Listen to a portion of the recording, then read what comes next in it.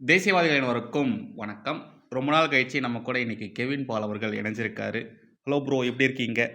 ரொம்ப நாள் ஆச்சு. வணக்கம் பிரதர். ரொம்ப ஆமாம், நம்ம பேசி ஒரு 4 மாதம் இருக்குமா? 4 மந்த்ஸ் மேலே ஆயிடுச்சு.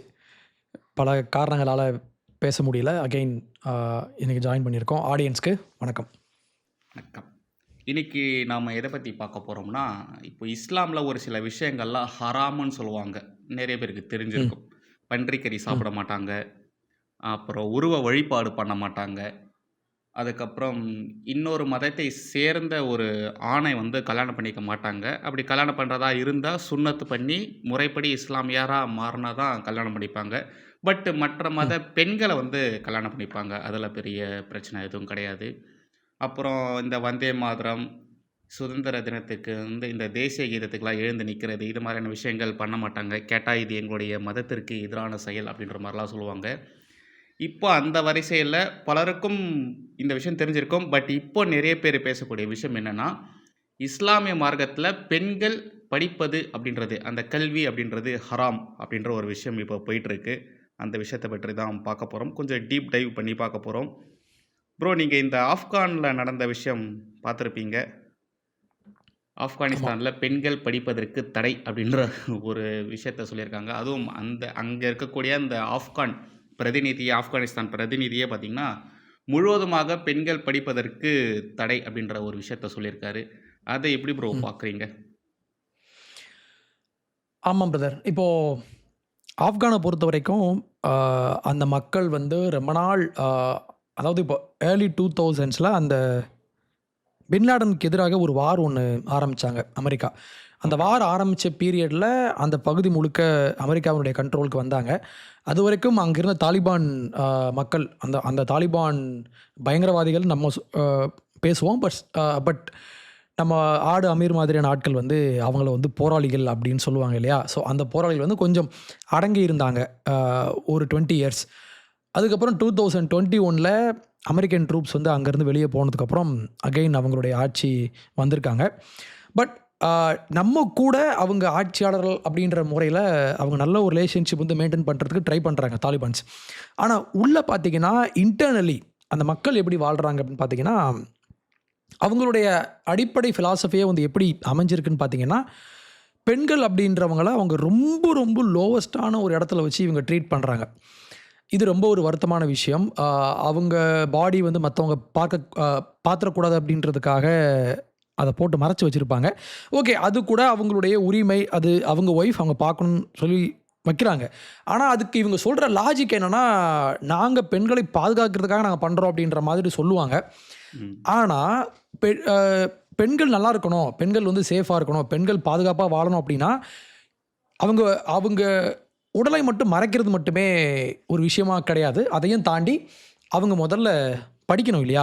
இதில முக்கியத்துவம் குடுக்குற இதே தாலிபான்ஸ் அவங்களுடைய படிப்புன்ற விஷயத்தில ரொம்ப பயங்கர பிரச்சனை பண்ணுவாங்க. யாருமே ஸ்கூலுக்கு போகக்கூடாது. அவுட் ம். அ அது எந்த அளவுக்கு பார்த்தீங்கன்னா, பிரைமரி ஸ்கூல்னா 5வது, 6வது அப்படி வச்சுக்கலாமா? அதிகபட்சம்.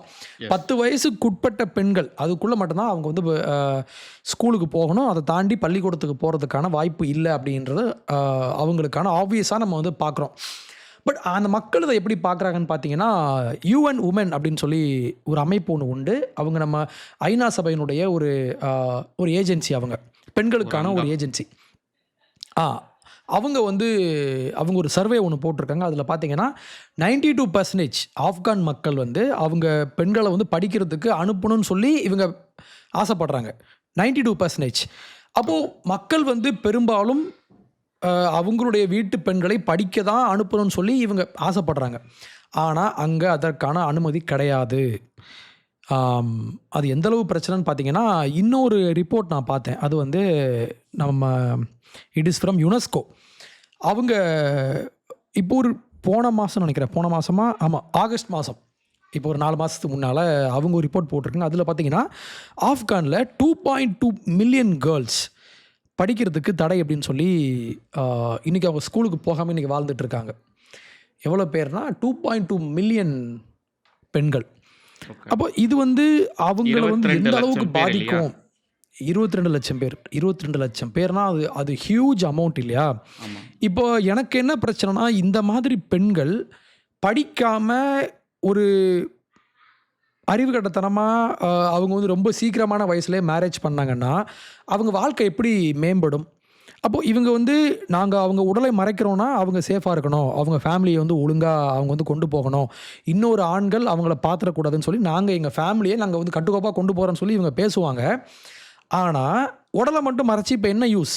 அறிவையும் சேர்த்து மறைச்சிட்றாங்க அப்படின்றதான் இங்கே ரொம்ப ஒரு வருத்தமான ஒரு விஷயம். பட் இது அவங்களுடைய டிஎன்ஏல உள்ள ஒரு விஷயந்தான். தாலிபான் ஆட்சிக்கு வந்த உடனே அவங்க நிறையா விஷயம் கொண்டு வந்தாங்க.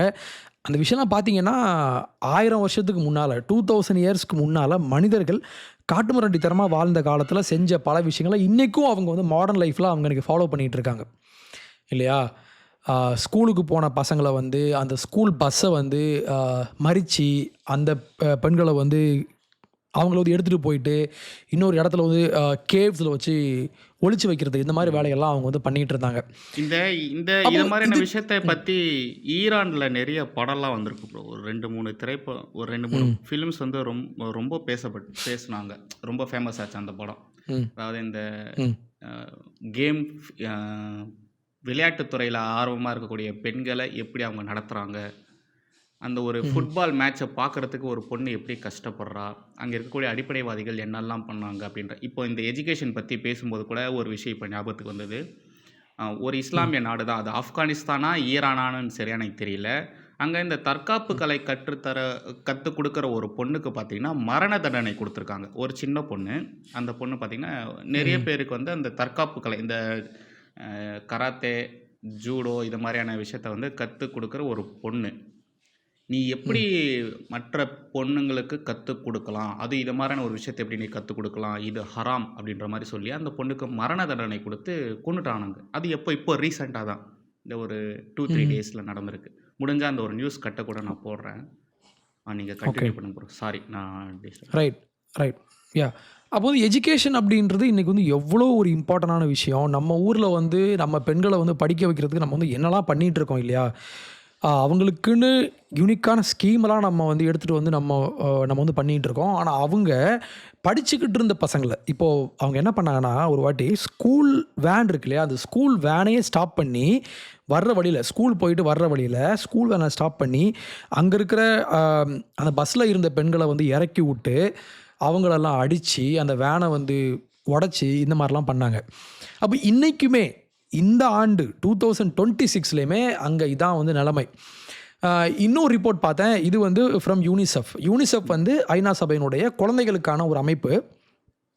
அவங்க ரிப்போர்ட் கொடுத்துருக்காங்கன்னா, ஆப்கானில் இன்றைக்கி தேதிப்படி 3.7 மில்லியன், அதாவது 37 லட்சம் சில்ட்ரன் வந்து இன்றைக்கி ஸ்கூலுக்கு போகாமல் இருக்காங்க. அதில் 60% வந்து பெண்கள் தான், பெண் குழந்தைகள். அப்போது எவ்வளோ பெரிய நம்பர் பாருங்களேன். ஒன்று ஆம்பளை பசங்களாக இருந்தாங்கன்னா இவங்க என்ன பண்ணுறாங்க, சின்ன வயசுலேயே அவங்களுடைய கேம்புக்கு வந்து அழைச்சிட்டு போய் அவங்களுக்கு வந்து எப்போ நம்ம எப்படி பாம் பண்ணணும் அப்படின்ற மாதிரி அவங்கள வந்து அந்த வழியில் வந்து கொண்டு போகிறாங்க.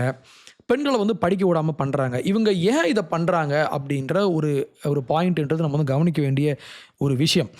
இதுக்கு பின்னால் இருக்கிற லாஜிக் அவங்க என்ன சொல்லுவாங்கன்னா, பெண்கள் வந்து அதிகமாக படிச்சுட்டாங்கன்னா, படித்து மேலே வந்தாங்கன்னா அவங்க ஆண்களை வந்து மதிக்க மாட்டாங்க, ஆண்களை வந்து கேள்வி கேட்பாங்க. அது ஒரு பேட்ரியார்க்கிக்கல் சொசைட்டி தான். இன்றைக்கும் அவங்க இதை ஃபாலோ பண்ணுறாங்க. பேட்ரியார்க்கி அப்படின்றது தான், பேட்ரியார்க்கின்றது ஓகே தான். இப்போ ஒரு ஹஸ்பண்ட் ஒய்ஃப் இருக்காங்கன்னா அவங்க 2 பேருக்கும் வந்து வேறு ரோல் இருக்கும். ஹஸ்பண்ட் வேலைக்கு போவார், ஒய்ஃப் வந்து வீட்டில் குழந்தைங்களை பார்த்துப்பாங்க. இது வந்து ஒவ்வொரு ஃபேமிலிலையுமே அந்த ஒரு ஹைரார்க்கி ஒன்று இருக்கும். ஹஸ்பண்ட், மனைவி, குழந்தைகள் அப்படின்ற மாதிரி அந்த ஒரு ட்ரையாங்கிள் உண்டு. அது வேணும் தான். ஆனால் இவங்க என்ன பண்ணுறாங்க, பெண் வந்து படிச்சுட்டானாலே, அவள் ஸ்கூலுக்கு போய் ஒரு 4 எழுத்து படித்து கொஞ்சம் ஒரு நாலேஜபிளாக வந்துட்டாங்க, அவங்க ஒரு வேலைக்கெலாம் போனாங்கன்னா அவங்க நம்மளை மீறி வந்துடுவாங்க அப்படின்ற அந்த ஒரு இன்செக்யூரிட்டி உள்ளே வந்து இருக்குது இதில். அப்போது இது வந்து ரொம்ப ஒரு தவறான, ரொம்ப ஒரு மோசமான, ஆதி காலத்தில் மக்கள் பண்ணிகிட்டு இருந்த ஒரு விஷயம். இத்தனைக்கும் பார்த்தீங்கன்னா உலகத்திலேயே அந்த ரிப்போர்ட்டில் அவங்க போட்டிருக்காங்க, உலகத்திலேயே எத்தனையோ வந்து இஸ்லாமிய நாடுகள் இருந்தாலுமே ஆப்கானில் மட்டும்தான் பெண்கள் படிக்கிறதுக்கான தடை அப்படின்றது 100% இருக்குது. மற்ற நாடுகளே பிரச்சனை உண்டு. ஆனா மத்த நாடுகள் வந்து என்ன பண்ணுவாங்கன்னா, கொஞ்சமாவது இந்த பக்கம் கொஞ்சம் மூவ் பண்ணி கொஞ்சம் லீனியன்ட்டா போவாங்க. ஆனா இவங்க வந்து 100% தடை அப்படின்ற விஷயத்த இவங்க வந்து கொண்டு வந்திருக்காங்க. ஆம், இது நம்ம ஒண்ணும் செய்ய முடியாது. ஏன்னா, தாலிபானுடைய ஆட்சின்றது அவங்க ஆட்சிக்கு வந்த புதுசுல பார்த்தீங்கன்னா, அங்க இருந்த புத்தா ஸ்டாச்சு இதெல்லாம் அடிச்சு உடைச்சாங்க. பாம் வச்சு அத வந்து இவங்க வந்து தகர்த்து எறிஞ்சாங்க இல்லையா? அப்போ இவங்கலாம் அடிப்படைவாத கூட்டம் இது. அப்ப இந்த கூட்டம் உள்ள வந்துச்சுன்னா, இப்படித்தான் வந்து நடக்கும். ஆ அந்த பெண்களுடைய நிலைமைய நெனச்சு ரொம்ப வருத்தமா இருக்கு. இதுல என்ன ஒரு வேடிக்கைன்னா, இந்த பெண்களுடைய வாழ்க்கைய பத்தி இங்க உள்ளவங்க யாருமே பேச மாட்றாங்க. ஆமா. இப்போ அ ஒரு பெண் இன்னொரு பெண் வந்து பாதிக்கப்பட்டா, நம்ம பாதிக்கப்பட்ட பக்கம் நம்ம நிக்கணும் அப்படின்றது இவங்க பேசுற ஒரு விஷயம் இல்லையா? முக்கியமா இங்க இருக்கிற இந்த ஃபெமினிஸ்ட்லாம் பேசுவாங்க. திராவிட ம். கூட்டம்லாம் பேசுவாங்க இல்லையா? இவங்க அவங்களுக்காக வாய்ஸ் அவுட் பண்ண மாதிரியே எனக்கு நான் பார்க்கல. இது அவங்க பண்ண மாட்டாங்க ஆக்சுவலி.